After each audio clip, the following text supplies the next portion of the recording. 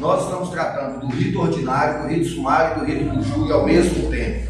A partir de agora, esses ritos vão se diferenciar. Eu vou falar das alegações finais em cada um deles e depois aí muda tudo, aí já não tem mais nada a ver. Mas para fazer um retrospecto rápido para que todos entendam, esses três ritos começaram com o oferecimento da denúncia, o juiz recebe ou rejeita a denúncia, se recebe não tem recurso, mas pode trancar com habeas corpus, se rejeita tem recurso, artigo 581, inciso 1º do Código de Processo Penal. Após a rejeição, após o recebimento, cita o réu apresenta a defesa no prazo de 10 dias, aí depende do rito, se for no ordinário 396, se for no júri 406. Depois da resposta à acusação, no rito ordinário e no sumário, nós temos a absolução sumária. Artigo 397. No rito do júri não tem essa absolução sumária nesse momento, a absolução sumária vai ser lá na frente, mas nós temos o 409 no rito do júri, que é uma espécie de impugnação à contestação. Depois dessa fase, audiência de instrução. A aula passada nós encerramos com audiência de instrução, falando da ordem de oitivas, quando que pode inverter, quando que não pode. Pode inverter a ordem de oitivas no rito ordinário, quando tiver carta imprecatória, ou quando a defesa concordar. No rito do júri não tem previsão de carta imprecatória permitindo inverter, então no rito do júri não se inverte de forma nenhuma, a não ser que a defesa concorde. E por que a defesa concorde? Porque quando você inverte, você viola o devido processo legal. E o devido processo legal é o instituto do artigo 5º, que fala todo cidadão tem direito ao devido processo legal. Não é o Ministério Público que tem o devido processo legal. É a defesa, é o cidadão que está sendo acusado. Se você viola o devido processo legal, mas isso não gera prejuízo para a defesa, então tudo bem, sem problema nenhum. Por isso que a defesa concordando pode inverter. Mas se a defesa não concordar, essa inversão pode gerar uma nulidade do processo, desde que prove a existência de prejuízo, e nós explicamos isso aqui. Ao término da audiência, nós vamos falar das alegações finais, e aí nesse ponto em específico começa a aula de hoje. Mas, antes, e eu peço que vocês, se possível, não anote, apenas observe, porque ao anotar você pode perder a explicação e vai continuar com dúvida, tá? Durante essa semana nós recebemos questionamentos. Eu esqueci o nome dele. Lenice me perguntou no WhatsApp, Andréia me perguntou, e ao chegar aqui hoje a Andréia perguntou novamente. A dúvida delas pode ser a dúvida de vocês, então vamos esclarecer. Primeira coisa, alguns doutrinadores, Eugênio Patiello, um deles, da Exportável é outro, fala que quando o juiz recebe a denúncia, antes de determinar a citação do réu, ele pode absolver o réu. Isso não é lei, isso é doutrina. Porque pela lei, o juiz recebe a denúncia, tem que citar o réu apresenta a resposta à acusação, aí depois é que o juiz vai absolver. Mas a doutrina não vê uma certa lógica de se o juiz, ao ler a denúncia, que veio provavelmente acompanhada de documentos, acompanhado de todo o inquérito, o juiz olha e pensa, mas esse réu agiu em legítima defesa. Imagine eu, juiz, eu olhando lá, vejo, o réu agiu em legítima defesa. Eu vou, sabendo disso, eu vou determinar a citação do réu, obrigá-lo a gastar um advogado, contratar advogado, sabendo que eu vou absolvê-lo? Seria uma incoerência muito grande. E aí a doutrina fala, nesse caso, o juiz pode absolver. Pega aí, mas essa absolução não é agora, a absolução é depois da resposta. Sim, nesse caso, o juiz absolveria usando por analogia o 397, que é aplicado após a resposta, mas aqui ele estaria aplicando antes. Quando a doutrina traz essa possibilidade, e aí o que o Enis quer saber, então o juiz absolveria na resposta? Não, ele nem vai citar o réu. E aí depois eu vou citar outra hipótese. Ele nem vai citar o réu, ele já vai absolver. Outros doutrinadores, Auri Lopes é quem questiona isso, diz o seguinte, assim, não, calma aí, absolver antes de ouvir o réu não é a forma mais técnica para resolver o procedimento. Se o juiz percebe que é assim, então vamos entender. Se o juiz entende que tem legítima defesa, vocês concordam comigo que então não tem interesse de agir nessa ação por parte do Ministério Público. Qual o interesse de agir que o Ministério Público tem nessa ação se o réu vai ser absolvido por legítima defesa? Então, ao invés de absolver, seria muito melhor o juiz rejeitar a denúncia. Ele rejeitar a denúncia. Mas, quando Nestor fala que tenha que absolver, Nestor ele é oriundo da Defensoria Pública. Nestor Távora era defensor público, pediu a exoneração do cargo para advogar. Nestor pensa como defensor. E pensando como defensor público, naquela ideologia de atender os pobres, os sem condições, os miseráveis, que são atacados pelo Estado, Nestor pensa o seguinte: eu vou absolver, porque a absolvição gera coisa julgada material, o promotor não tem nada mais a fazer. E se o juiz rejeitar, é coisa julgada formal, o promotor pode denunciá-lo novamente. Essa é a ideia de Nestor, a ideia de defensor, tá? Mas ela não tem muita coerência com o devido processo legal. Não é o momento de absolver. Se tem hipótese de legítima defesa, então rejeita a denúncia. Não tem interesse de agir aqui. Bom, outra situação é: o juiz recebe a denúncia, cita o réu apresenta a resposta à acusação. Quando ele apresenta a resposta à acusação, a defesa fala para o juiz: doutor, o meu cliente agiu em legítima defesa. Aí o juiz vai passar para a prospectar, porque é o 397, e vai absolver. Ou então a defesa fala: você acabou de me perguntar, doutor, o senhor recebeu essa denúncia aí, mas o senhor não deveria ter recebido, não. A parte não é legítima, não tem possibilidade jurídica do pedido, não tem interesse de agir.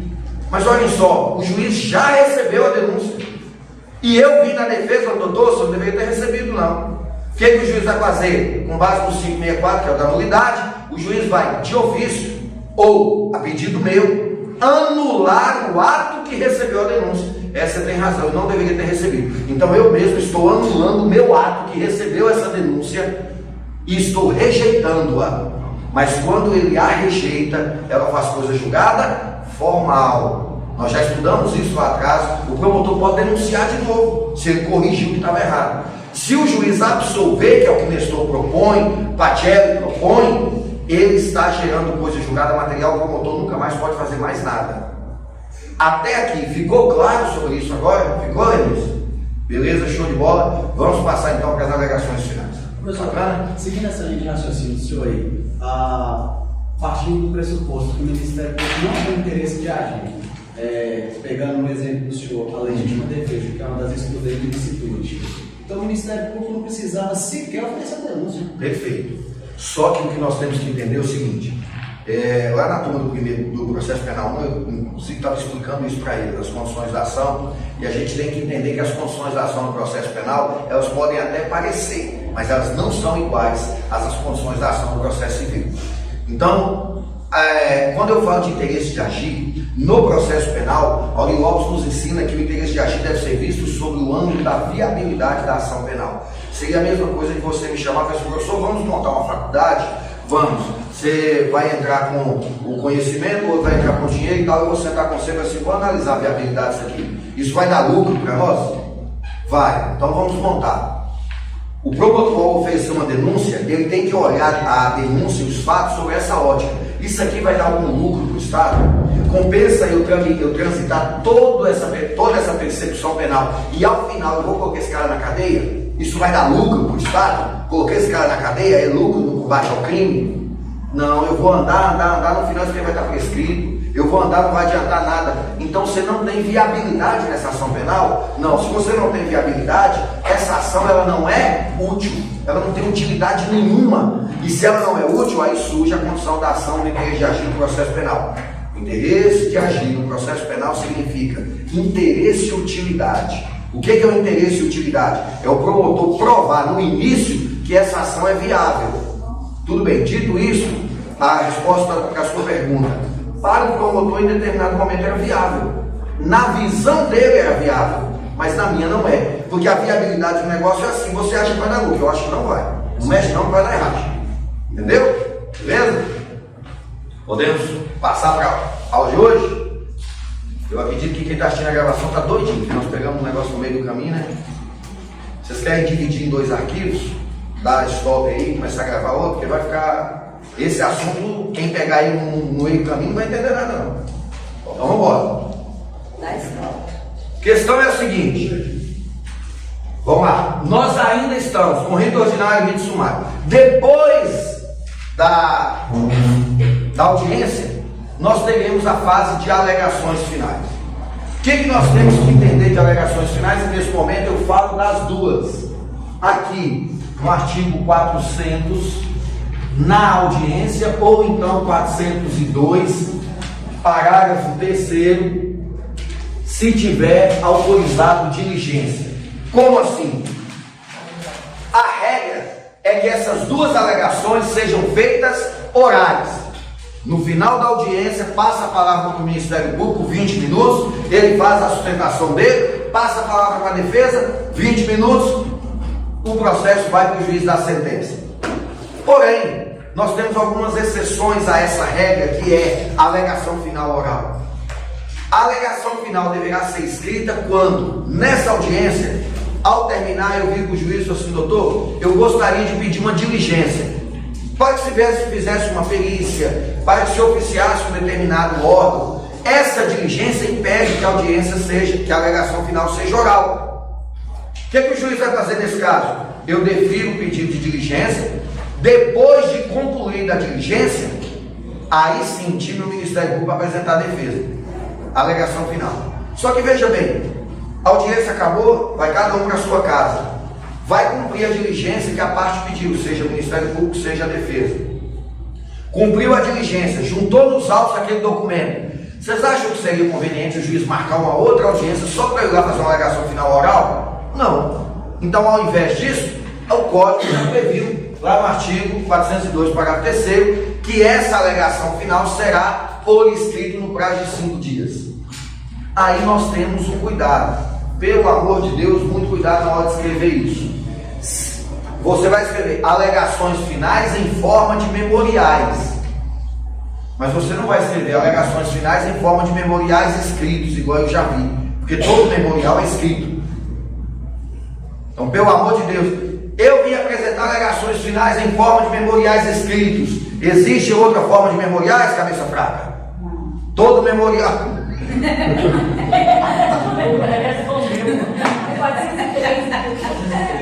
É 403. Todo memorial é escrito, né? Então, a alegação final é em forma de memoriais. Isso tanto no júri quanto no rito ordinário. Nessa alegação final em forma de memoriais, ela também assim o será quando eu não tenho diligências a pedir. Mas eu vi para o juiz: doutor, esse processo é complexo, eu tenho muitas teses para arguir, 20 minutos não será suficiente, vai violar a ampla defesa. Me permita fazê-lo por escrito, no prazo de 5 dias. O juiz: tudo bem, concordo. E se o juiz não concordar? Vai dar merda, vai dar briga. Eu comentava na outra turma na parte da manhã, que já aconteceu algumas vezes, infelizmente, porque juiz tem vários perfis de juízes. Juízes mais novos, juízes mais velhos, juízes mais experientes, outros nem tanto, juízes mais antenados com doutrina, porque talvez são professores, fazem mestrado, se dedicam à vida acadêmica, outros não tão antenados com doutrina, porque estudaram muito para passar no concurso, mas hoje não dá conta mais de estudar em razão da quantidade de demanda de processo, o cara vive 24 horas em razão de processo, então ele não se atualiza. Então a gente tem juiz de todo quanto é tipo, da mesma forma que temos advogados, temos promotores e tal. Já aconteceu algumas vezes de terminar a audiência e o juiz fala assim: palavra para o Ministério Público apresentar a alegação final oral. Aí o Ministério Público vai agora a defesa: Sua Excelência, eu gostaria de apresentar por escrito. Eu, doutor, aqui a alegação final é oral, a gente adota o rito. Isso, doutor, eu entendo que a alegação final é oral, mas eu prefiro apresentar por escrito, em razão da complexidade do processo, em razão da demanda, em razão de tempo. Eu quero esmiuçar cada detalhe, olhar se tem nulidade. Não, doutor, aqui vai ser por oral. Doutor, eu não vou fazer. Aí começa aquela briga. A turma da manhã desabou a barriga, eu falei assim: o juiz só tem que fazer oral, porque oral eu não faço. Aí fica aquela confusão: o senhor vai fazer oral? Eu não vou, não. Oral eu não faço de jeito nenhum. Se quiser, vai ter que ser escrita. E nessa confusão, eu costumo dizer que é muito melhor resolver numa boa entre juiz e advogado do que partir para a briga. Porque se partir para a briga, a justiça perde nessa hora. E por que perde? Porque imagina a situação: uma vez aconteceu isso, não vou falar a cidade, mas aqui na região o juiz falou, doutor, tem que fazer oral. Doutor? Então ela falava para mim, esse advogado não tem capacidade nem conhecimento técnico para fazer a alegação final oral. Bom, está feita, doutor. E aí? Vai fazer o quê? Você vai falar que eu tenho conhecimento? Eu estou falando que eu não tenho. Eu não sei fazer, não. Não sei fazer oral, não. E aí? Vai fazer o processo, vai dar sentença sem alegações finais? Porque eu não posso ficar prejudicado. Aí o que o juiz faz? Então tudo bem, doutor, eu vou nomear outro advogado. Pode nomear, fica à vontade. Vai chamar um advogado no corredor e vai vir colocar para fazer a alegação final de um processo que ele nem sabe, que ele não participou da audiência, que ele não leu, que ele não sabe. Nenhum advogado vai fazer isso, ele não é doido. Aí o que ele pode fazer? Ele vai assim, então eu vou nomear outro advogado e vou dar um prazo para ele fazer. O que eu estava querendo? Não era um prazo? Então percebe que fica parecendo que é um jogo de pirraça? Aí ele nomeia outro advogado, eu vou embora, 3 dias depois eu venho junto à alegação final escrita, e aí? A procuração está nos autos, é minha. Então é bobeira essa conclusão do juiz, não vai fazer oral. Aconteceu recentemente, eu estava numa audiência, essa eu posso falar. A gente estava lá em Salinas, a audiência começou 1h da tarde, terminou 7h30 da noite, o juiz, Ministério Público vai apresentar a alegação final. O Ministério Público tira um pendrive do notebook dele, aqui minhas alegações. Mas isso aí não é alegação final oral? Isso é alegação final escrita que o senhor já trouxe de casa. Ele, não, eu fui fazendo aqui à medida que as testemunhas foram prestando depoimento. Ah, tá, tudo bem. Agora a defesa, doutor, eu quero fazer por escrito. Eu, não, doutor, aqui tem que fazer oral, igual assim o Ministério Público fez. Eu falei, não, mas o Ministério Público não fez escrito. Ele tava, não, mas então o senhor traz notebook. Eu falei, não sou obrigado a trazer notebook para audiência, não. A lei não fala alegação escrita na sala de audiência, fala alegação oral. Eu não sou obrigado a trazer notebook para cá, não, doutor. Não, doutor, vai apresentar aqui oral. Eu não vou, não, doutor. Doutor Ivani, eu falei, não vou apresentar a alegação, doutor. Eu vou falar para o senhor uma coisa. O senhor está em casa, daqui meia hora o senhor está em casa. São 7h30 da noite. Eu estou a 210 quilômetros de distância da minha casa, uma das piores estradas que nós temos no Brasil.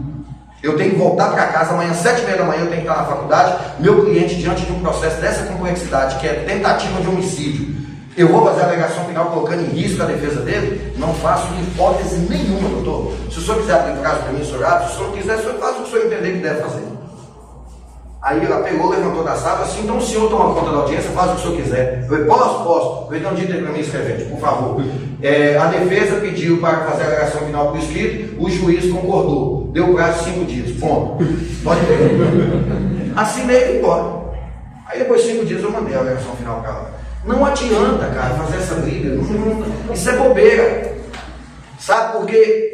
Se eu pegar qualquer doutrina, o Patielli fala isso, é temerário o advogado fazer uma alegação final. A alegação final é o último momento que você tem que fazer a defesa. Você vai fazer uma alegação final em 20 minutos, procurar todas as nulidades do processo? Não. A alegação final é o momento. Semestre que vem, na aula de prática, nós vamos aprender a fazer a alegação final. Você tem que começar preliminarmente a abrir todas as nulidades, tudo que tiver errado no processo.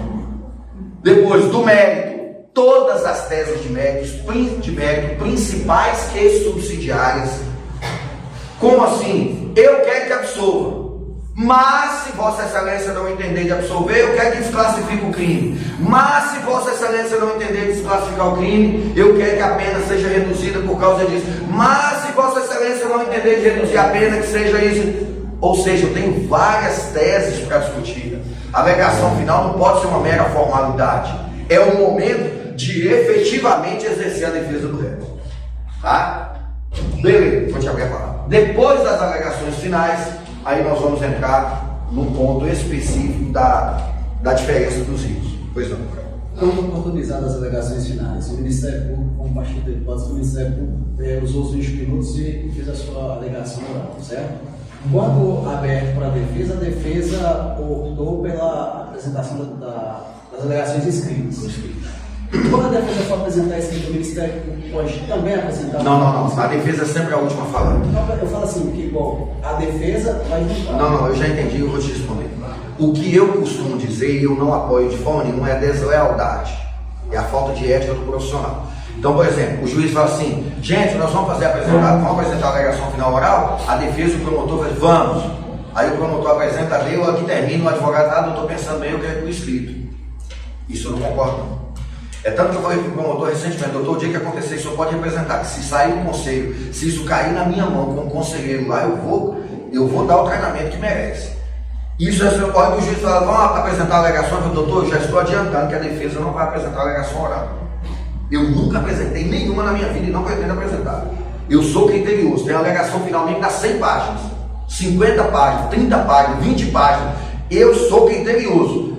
Então, isso é o perfil de cada advogado. Eu não sou sintético nas minhas petições, eu sou prolixo. Se é defeito ou qualidade, mas eu sou assim. Tem outro que é mais sintético, é normal. Agora, o que eu quero dizer é, eu tenho que já entrar na audiência, já sabe que é a minha postura. Eu não posso fazer, então vamos. Aí eu apresento o oral, você estava blefando. Não vamos não, lá não é jogo de truco não. Entendeu? Então assim, eu acho que o advogado tem que sinalizar para o promotor, doutor, eu não vou apresentar por escrito. Se o senhor quiser também apresentar por escrito, eu não vou fazer oral não. Oral eu não faço. Né? Se o promotor quer fazer oral, problema dele. Né? Bom, até agora, sobre as alegações finais, alguma dúvida? Nós temos uns colegas que estão aí atrás, a cadeira está atrapalhando ver. Desculpa aí, viu gente? Fica parecendo que eu nem estou vendo vocês. Só para confirmar, ordinário e sumário. É, isso que eu falei aplica-se ao ordinário e ao sumário. E aqui o júri. Agora, daqui para frente vai mudar tudo. Beleza? Podemos? Então vamos lá. Primeira coisa, daqui no rito ordinário, depois das alegações vai vir o quê? Sentença. Essa nós já estudamos. Essa sentença será condenatória, ela será terminativa de mérito, ela será absolutória. As 3 modalidades nós já estudamos. Agora, no júri, não. No júri a realidade é outra, completamente distinta. Então, logo vocês tomem nota disso aqui, eu quero apagar, porque eu quero ficar no quadro só com júri. O rito ordinário acabou nesse exato momento, juntamente com o rito sumário. Na aula passada, eu falei para vocês sobre a possibilidade de pedir diligências no rito sumário. Falei disso ou não? Pelo jeito não. Então vamos lá. Essa diligência que me referi, do artigo 402 do rito ordinário, que é 402, a diligência, não é a alegação final não. Terminou a audiência, eu percebo a necessidade de fazer uma perícia, eu percebo a necessidade de oficiar um órgão público para juntar um documento. Essas chamadas diligências, elas são expressamente previstas no artigo 402 do CPP, no rito ordinário. No rito sumário não há previsão desse pedido de diligências, o que em tese obstacularia que as alegações finais fossem escritas no rito sumário. Só que a doutrina vem e fala assim, não, peraí, todos os procedimentos seguem os princípios processuais. Se há necessidade de uma perícia em obediência à ampla defesa, mesmo que o rito seja sumário, tem que ser autorizado. Vou citar um exemplo. Embriaguez do trânsito, artigo 306 do Código de Trânsito Brasileiro, lei 9503 de 97, o artigo 306 estabelece a embriaguez do trânsito. Digamos que nós estamos na audiência e um policial, ao ser ouvido, fala que parou e tal, não sei o quê, e aí o promotor falou assim, é porque a ficha que vem o teor alcoólico está borrada. Não, é porque na hora que foi fazer o teste, ele estava muito agitado, ele bateu a mão e o etilômetro caiu no chão, mas não comprometeu o teste não. Eu ouvi isso lá, na hora que termina a audiência, eu sou defesa, assim, excelência, pela ordem, eu gostaria de que o etilômetro fosse submetido a uma perícia pelo Inmetro, para ver se essa queda não interferiu na produção do resultado dele. Espera aí, doutor, mas esse tipo de crime é rito sumário, que a pena é de 1 a 3 anos. É rito sumário não admite perícia. Lá na lei não tem nada falando disso. Peraí, mas o código não tem que ser interpretado à luz da Constituição? E a ampla defesa não dá direito ao meu cliente? A ampla defesa e todos os meios a ela inerentes? Então, em obediência à ampla defesa, o juiz vai deferir essa perícia. Quando ele defere essa perícia, o que vai acontecer com as alegações finais? Serão apresentadas por escrito. Então, basicamente, o rito sumário virou a mesma coisa de rito ordinário. Foi por isso que eu coloquei só um aqui. Beleza, então? Tranquilos? Tá. Agora nós vamos falar do procedimento do júri em específico, já que acabou nesse exato momento o rito ordinário e o rito sumário. O procedimento do júri, ele julga crimes dolosos contra a vida e os seus conexos, Hoje, nos dois últimos horários, nós vamos falar mais disso. Mas agora eu quero mostrar para vocês que, ao final das alegações aqui no rito do júri, o juiz irá produzir uma dentre as 4 possíveis decisões. A primeira possível decisão é a chamada decisão de pronúncia. Ela está no artigo 413 do CPP. A pronúncia é a decisão que leva o processo a julgamento em plenário do júri. É dizer, todo processo de júri, todas as vezes que você chegar numa sessão de júri, você sabe que teve uma decisão de pronúncia. Nenhuma das outras decisões leva o processo ao plenário. A única decisão que leva o processo ao plenário é a pronúncia. Por quê? Porque ela é uma decisão que reconhece que esse crime tem que ser julgado pelo plenário do júri. Aí a gente começa a entender por que o rito do júri tem 2 fases. Essa primeira fase é chamada, Givaldo, de sumário de culpa. Tá ligado? Sumário de culpa. Sumário de culpa é o nome que se dá à primeira fase do júri. E agora nós vamos partir para a segunda fase. Ele é o único procedimento no Brasil que tem 2 fases. A primeira, sumário de culpa. Sumário, um resumo da culpa. É chamado pela doutrina de iudicium accusationis, está aí no roteiro. Juízo de acusação, em latim, iudicium accusationis. Ou seja, juízo de admissibilidade da culpa, também está aí no roteiro. O que é juízo de admissibilidade? Eu não estou condenando ninguém. Eu estou apenas analisando que é admissível essa acusação contra você. E agora você vai a júri. Para lá no júri, você tem o iudicium causae, o juízo da causa, o juízo do mérito, para decidir se você vai ser condenado ou absolvido lá no júri. Então essa primeira fase, que começa com o oferecimento da denúncia e termina com a pronúncia, ela é a primeira fase do rito do júri, chamada de sumário de culpa, ou iudicium accusationis, ou juízo de admissibilidade. Essa primeira fase não fere mérito, ela não vai discutir se o cara é culpado ou inocente. Ela apenas admite, você deve ir a júri ou não vai a júri.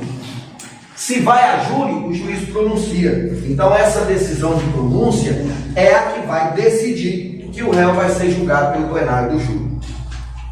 Tudo bem.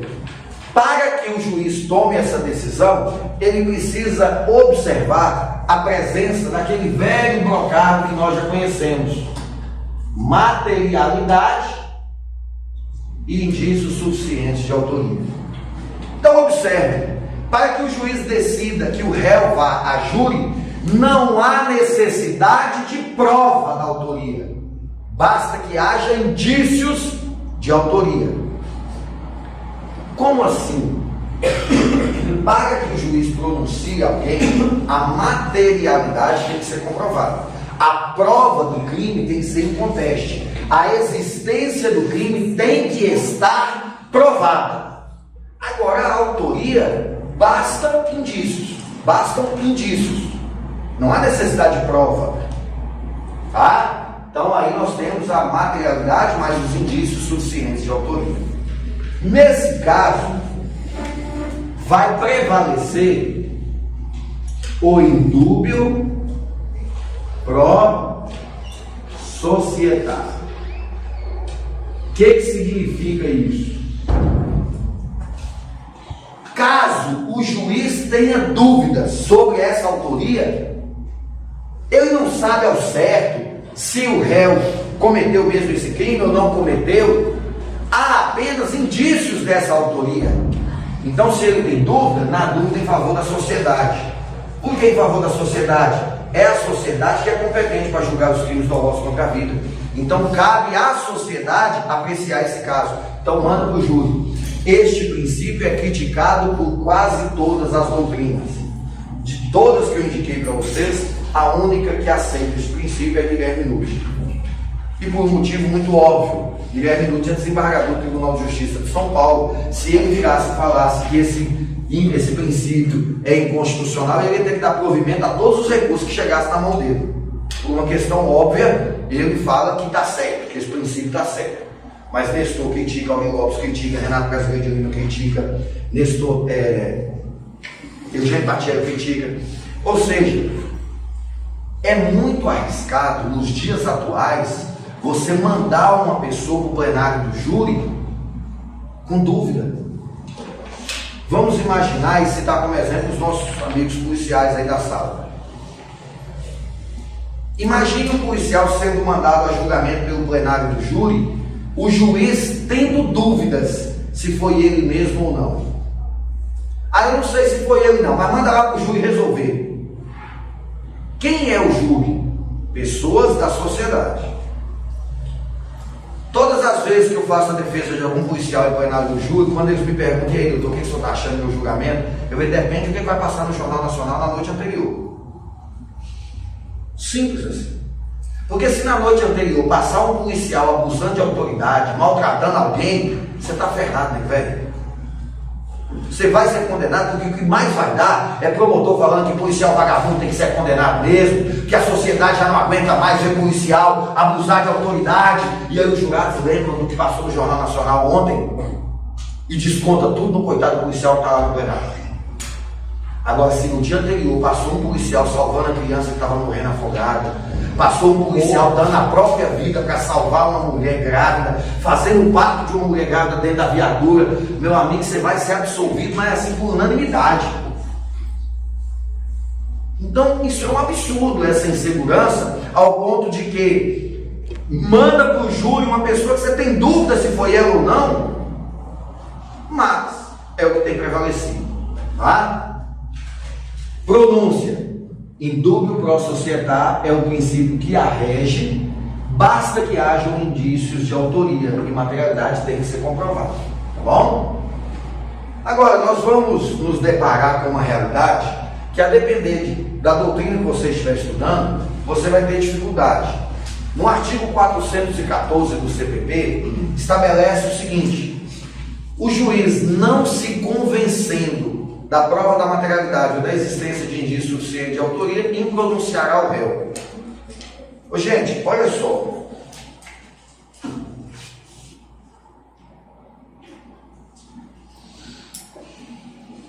Impronúncia, artigo 414, é uma das outras possíveis decisões que o juiz pode tomar.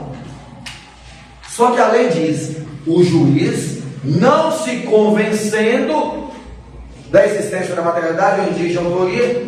Aí eu pergunto para vocês: quem não está se convencendo, quem não está convencida, porque está em dúvida. Peraí, mas você está em dúvida, então é pronúncia, porque tem indúbio pro sociedade. Isso é você, né, na doutrina de sua casa lá. Aí você fica doido, você fala assim: não, peraí, eu confundi tudo aqui agora. Porque o Arvin falou comigo que se o juiz tiver dúvida, ele vai pronunciar. Agora o artigo está falando que se o juiz não se convencer, ele vai pronunciar, mas não se convencer, ter dúvida. Não seria isso? Só que o detalhe é que a lei não fala, e a gente tem que esclarecer para vocês. Esse ter dúvida aqui, não se convencer, é sobre a existência do crime, é sobre a materialidade. Ou seja, o juiz não se convenceu se o crime existiu mesmo, então tem que pronunciar. Agora, se o juiz não se convenceu se é ou não fulano, aí é absolver. Aí é pronúncia, perdão. Não se convenceu que foi ele, manda para o júri. Não se convenceu que o crime existiu, é impronúncia. Na pronúncia tem certeza da materialidade, e na impronúncia tem dúvida. Ele não sabe se o crime aconteceu ou não aconteceu mesmo, tal, aí tem que pronunciar. Bom, dito isso,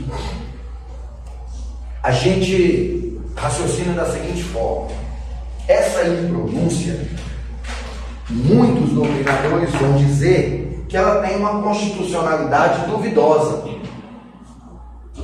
Muitos vão dizer que essa impronúncia não teria sido recepcionada pelo ordenamento jurídico. E por que ela não teria sido recepcionada pelo ordenamento jurídico? Porque ela viola a segurança jurídica do artigo 5º. Sem dúvida nenhuma que ela viola. Eu sou um dos defensores que a impronúncia tinha que ser extirpada do ordenamento jurídico. Vamos entender o porquê disso.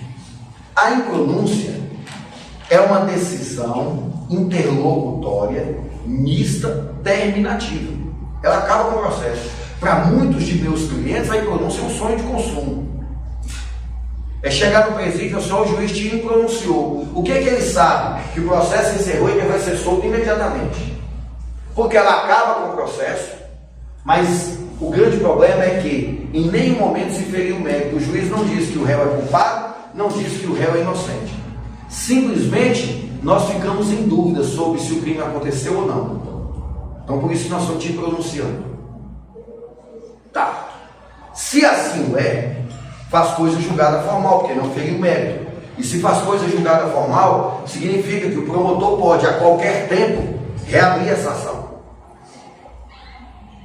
E a qualquer tempo, compreenda-se, até que não ocorra a prescrição. Partindo-se do princípio que nós estamos falando de crimes dolosos contra a vida, por exemplo, um homicídio prescreve em 20 anos.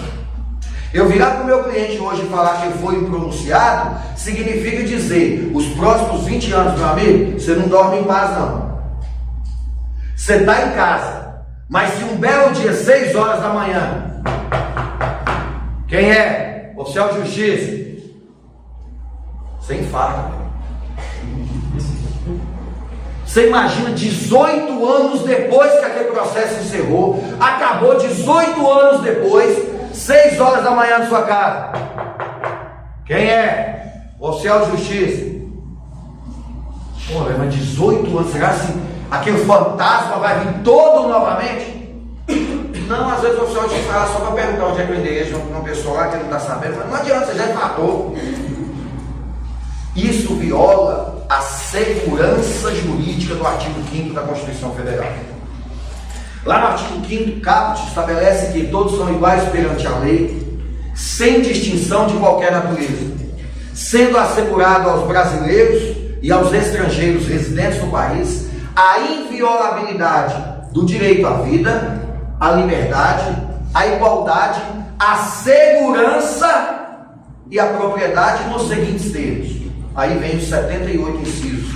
Só que veja bem, essa segurança que se refere ao artigo 5º, normalmente é muito confundida pela grande maioria da comunidade acadêmica. Eu não sei se eu já comentei isso aqui. Essa segurança não é segurança pública. Essa segurança é segurança jurídica. A segurança pública está no artigo 6º. É direito de todos e dever do Estado. Saúde, educação, moradia, segurança. Aí são direitos sociais.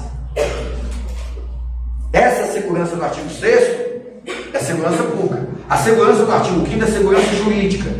O cidadão que fica 20 anos não dormindo direito com medo do Estado bater na porta dele, ele não tem segurança jurídica. O Estado está negando para ele essa segurança jurídica. E o mais absurdo de tudo é que ele, quando o processo nasceu, tinha a seu favor a presunção de inocência. O Estado veio e o denunciou. O juiz recebeu essa denúncia. Ao Estado foi dado o direito de produzir todas as provas que ele quisesse. Fez audiência, investigou, inquérito, busca e apreensão, interceptação telefônica, tudo, para chegar aqui no final e você virar para mim e falar que está com dúvida. Vai embora, depois eu vejo o que eu faço com você. Daqui até os próximos 20 anos eu vou ver o que eu resolvo. Isso é a coisa mais absurda que existe no ordenamento jurídico nosso, essa tal de impronúncia. Porque ela não viola o mérito, ela não resolve a situação. Meu cliente fica sem saber o que aconteceu com a vida dele. Eu vou virar meu amigo, vai embora. Mas se o Ministério Público arrumou outra prova, você está lascado.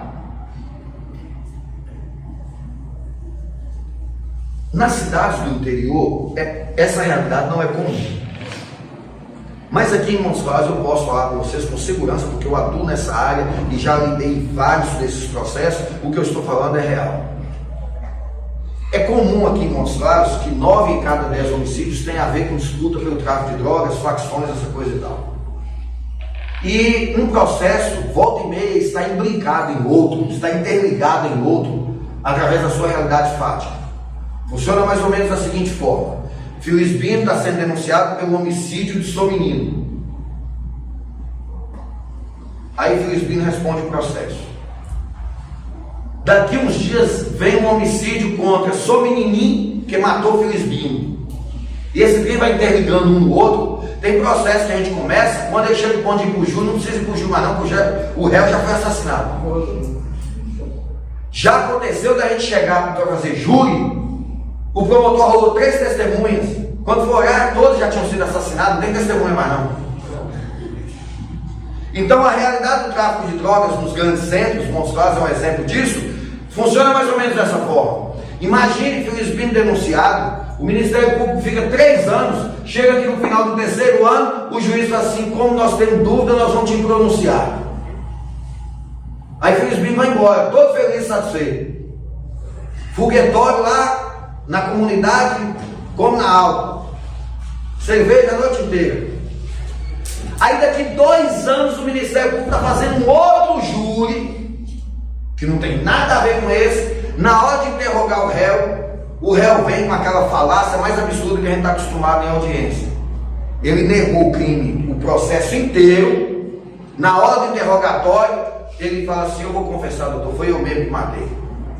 Aí o promotor fala assim: mas por que você está confessando? Você negou o processo inteiro. Eu conheci Jesus lá no sistema prisional e agora eu não posso mentir mais não, doutor. Esse infeliz ruim conhece Jesus só na hora do julgamento, para ver se sensibiliza os jurados, e o jurado desaba a chorar com o dó dele. Aí ele vai para o presídio. Depois que termina de cumprir a pena, na hora que sai na porta, ele deixa Jesus lá dentro e vem sozinho para a rua, porque ele volta e apronta tudo de novo. Por que ele não trouxe Jesus com ele? Porque ele só conhece Jesus a hora que é oportuno para ele. Mas aí ele, nessa onda de conhecer Jesus, ele vive assim: inclusive, doutor, não é só esse não, tem um monte de crime aí que foi eu. Aquele crime assim, foi eu e Felisbino que matamos. Pera, como é que é? O promotor fala assim: como é que é? Aquele crime assim, foi você e Felisbino? Foi. Pronto, ele pega esse depoimento e reabre aquele processo que Felisbino tinha sido pronunciado 2 anos atrás. Aí eu te pergunto: e quem falou que esse cara está falando a verdade?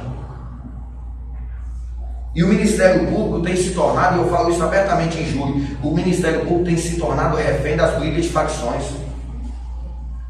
Uma pessoa: eu quero combater a facção do 7º noturno, eu sou do 7º matutino. Eu mato uma pessoa e ligo para o Ministério Público, ou ligo para a polícia pelo 190, não me identifico porque eu tenho medo de morrer, porque todo mundo que denuncia traficante corre o risco de morrer. Aí eu ligo para o promotor e falo assim: eu sei quem foi fulano lá do 7º noturno. Por quê? Porque eu tenho interesse de destruir a facção inimiga, então eu vou destruindo igual joga xadrez, eu vou matando os peões, um hoje, outro amanhã e tal, e os que eu não mato vai para a cadeia. E o Ministério Público fica refém desse sistema. E aí quando você tem uma impronúncia, uma decisão completamente insegura, que não decide nada, não define nada, mas complica a vida do cidadão. Então muitos doutrinadores questionam. A maioria das vezes que cliente meu é pronunciado, eu recorro. E o cliente fala: doutor, pelo amor de Deus, não recorre não, moço, tá bom demais para mim. Eu falei: não tá bom para você não, eu quero absolução.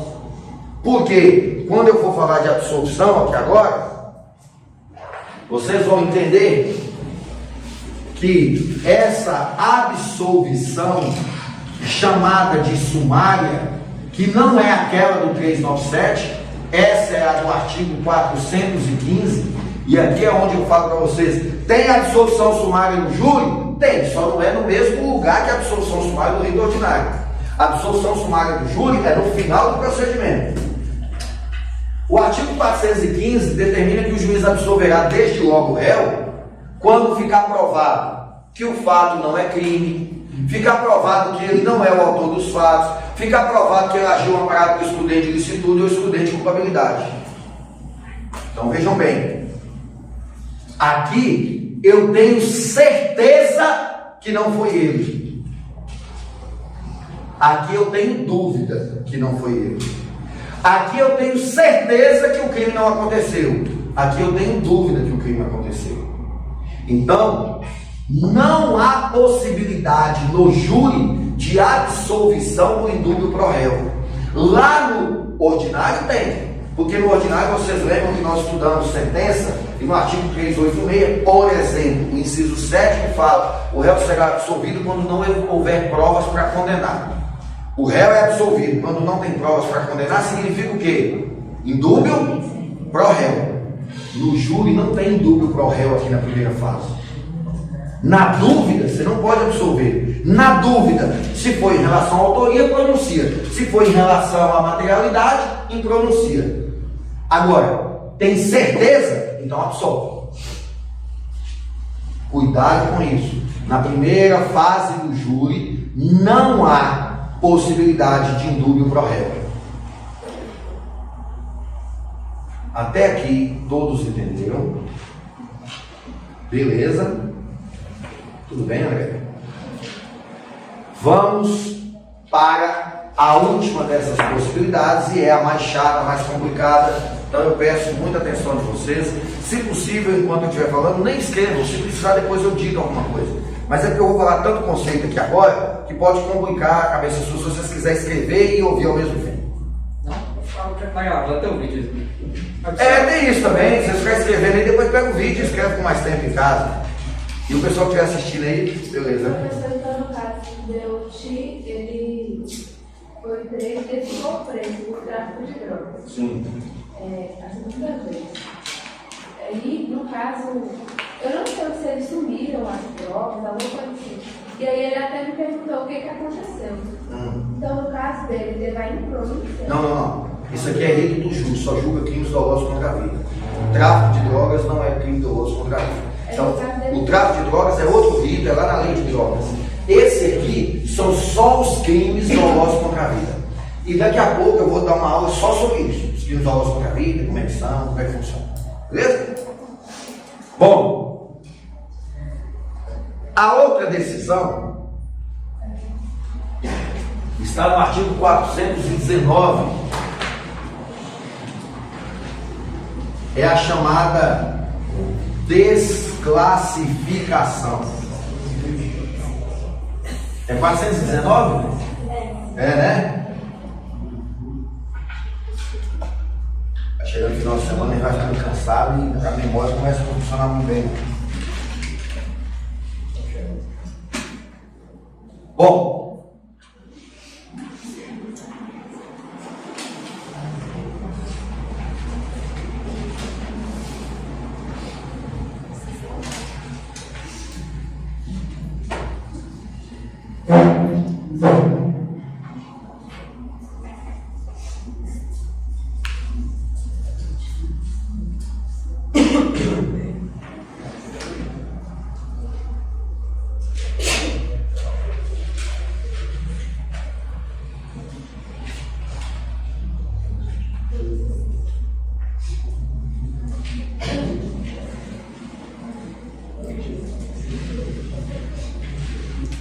o que é desclassificação? É tirar de uma classe e colocar em outra. Aqui em específico, esse rito existiu do seu início até agora, porque nós tínhamos um fato que foi classificado como crime doloso contra a vida. O juiz, ao chegar aqui, entendeu que esse crime não é doloso contra a vida, ele pertence a outra classe. Ou ele é doloso contra o patrimônio, ou ele é doloso contra a dignidade sexual, ou ele é doloso contra a integridade do corpo. Vale dizer, crime doloso contra a vida, nós vamos falar daqui a pouco com mais detalhes, é aquele crime em que há a intenção de ceifar a vida da outra pessoa. Pela teoria finalista de Welser, a finalidade do réu, a conduta finalística dele é direcionada a um objetivo: ceifar a vida da vítima. Se o objetivo dele é subtrair o patrimônio e para isso ele precisa ceifar a vida passa a ser o meio para se alcançar um fim. Qual é o fim? O patrimônio. Isso é latrocínio, não é crime doloso contra a vida.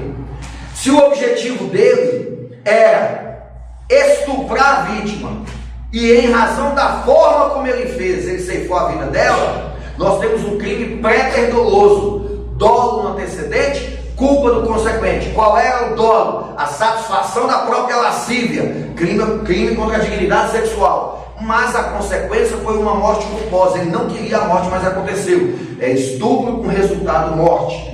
É outra pena, não é crime doloso contra a vida. Se ele queria, era só dar uma surra no malandro. Juntou ele e mais 2 amigos, só que eles exageraram na dose e o malandro morreu. O que ele queria era só lesionar, era uma surra, mas ele errou na dose e por excesso, por imprudência, a pessoa morreu. Dolo no antecedente, culpa no consequente. A pessoa vai responder por lesão corporal seguida de morte. A intenção dele não era matar, a intenção dele era só torturar, mas ele exagerou tanto na tortura que a pessoa morreu. Então é tortura com resultado morte. Professor, o dolo eventual entraria na polícia, né? O dolo eventual entra no crime doloso contra a vida. Nós vamos falar dele daqui a pouco, tá? Muito curioso os acidentes de trânsito. Então vejam bem, o juiz entendeu que a intenção do réu não era a vida da vítima. E aí ele vai desclassificar, ou seja, não é de competência do júri, não vai para o júri, porque o júri só julga crime doloso contra a vida. Então vamos entender, porque infelizmente, como se já não bastasse o fato da desclassificação se dividir em 2 próprias e imprópria, os doutrinadores, fica rapariga, dividiram a corrente em 2. Nós agora temos uma corrente que entende própria e imprópria é isso aqui. Aí a outra corrente que não tem o que fazer, quer vender livro, vai assim, não, na minha opinião, própria e imprópria é isso aqui. E nós, os bestalhados, ficam errando questão em concurso, porque eles não sabem qual corrente que eles estão perguntando. Então nós vamos entender que nós temos a desclassificação própria e imprópria, mas cuidado, tem 2 correntes. Então nós vamos explicar com calma cada uma delas. Depois, se precisar, eu faço algum comentário para vocês anotarem. Mas eu sugiro que preste atenção na explicação. Então você vai vir aqui, própria e a imprópria. Esta é para nós a primeira corrente.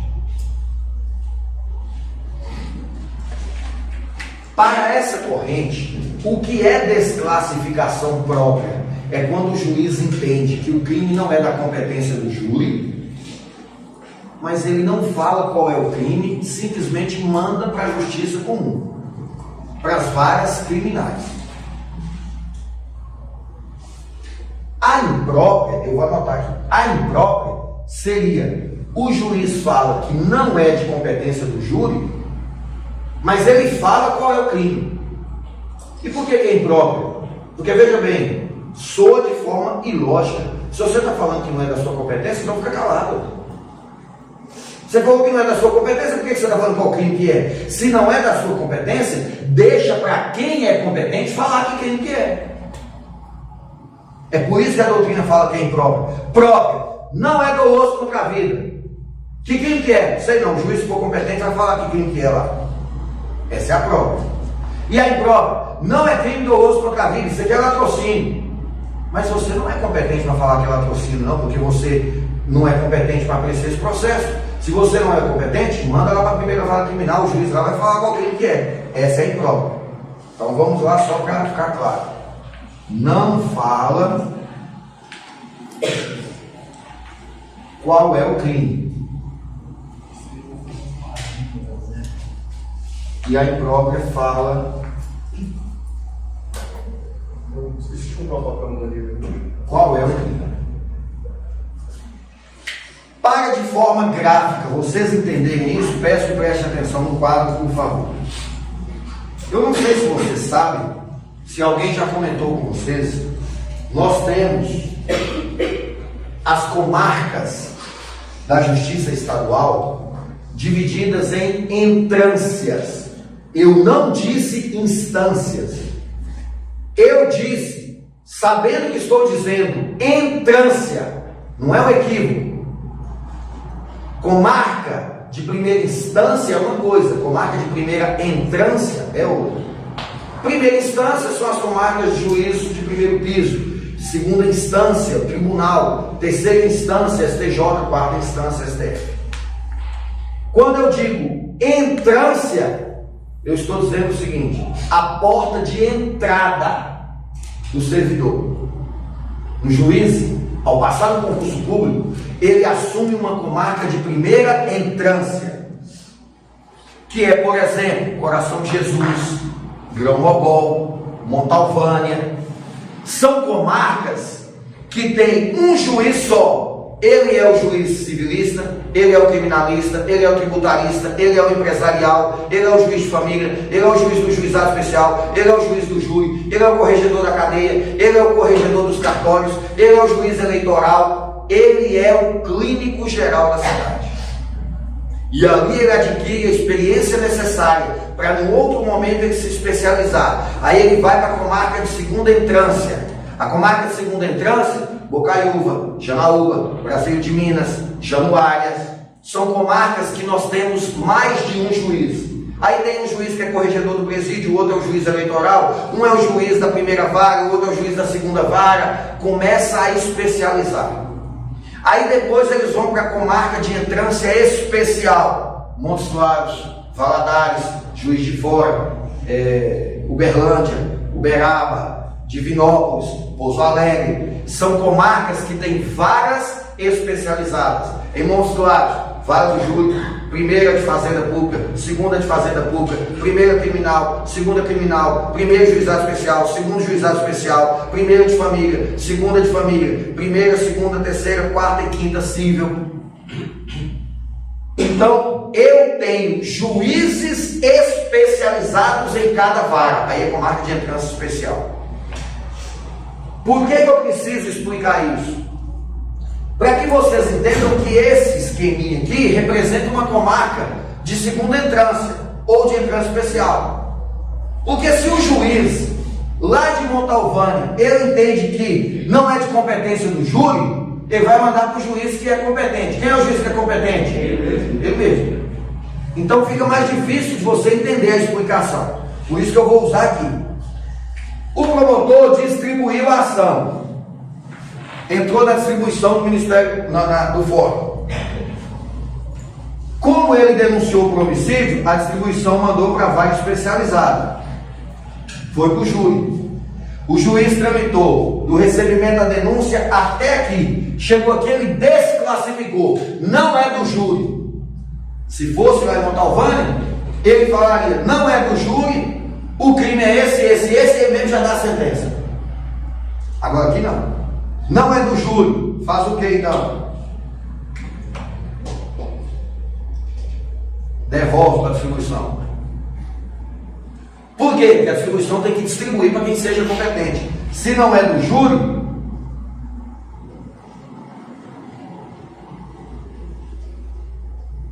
a distribuição vai distribuir ou para a primeira criminal ou para a segunda criminal. Então veja bem, nessa fase da desclassificação, o júri entendeu que não é competência dele, devolve para a distribuição manda, vai sortear, ou vai cair na segunda ou vai cair na primeira. Aí surge um pequeno problema. Por que a desclassificação própria é ideal? O juiz não é do júri. Qual é o crime? Não sei. Manda lá que o juiz da segunda vara vai falar o que é. O juiz do júri, classificação imprópria, não é do júri, isso aqui é latrocínio. Aí vai para a segunda, o juiz, não, isso aqui não é latrocínio, não. Isso aqui é lesão corporal seguida de morte. Entenderam por que é impróprio? Ele não tem competência para falar que crime que é, não. Quem vai ter competência é o juiz daqui. E o que é pior? Não é do júri. Esse aqui vai, é do júri sim. Aí surge o que a gente chama de conflito negativo de competência. Duas éguas e um poder corrente de fome. Aí faz o quê? Manda para o tribunal. Conflito negativo de competência, o tribunal vai decidir de quem é. Fica claro, tranquilo aí a desclassificação. Agora, a outra corrente.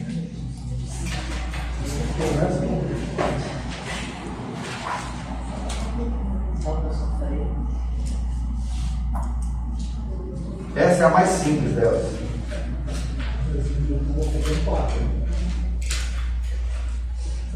Você tem que fazer com os desenhos.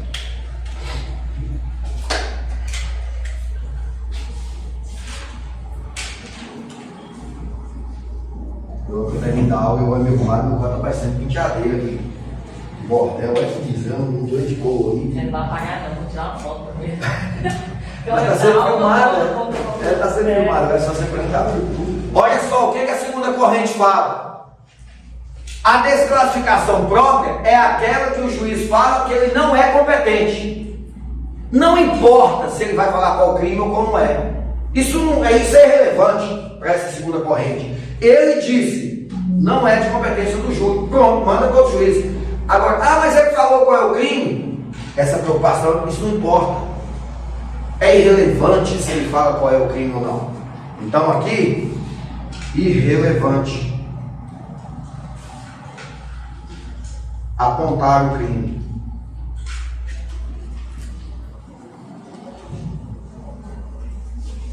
Então qual seria a imprópria? Imprópria é aquela que o juiz desclassifica, mas continua sendo da competência do júri. Para essa corrente, essa aqui é a imprópria. Ele desclassificou, mas continuou sendo júri. Como assim, lá?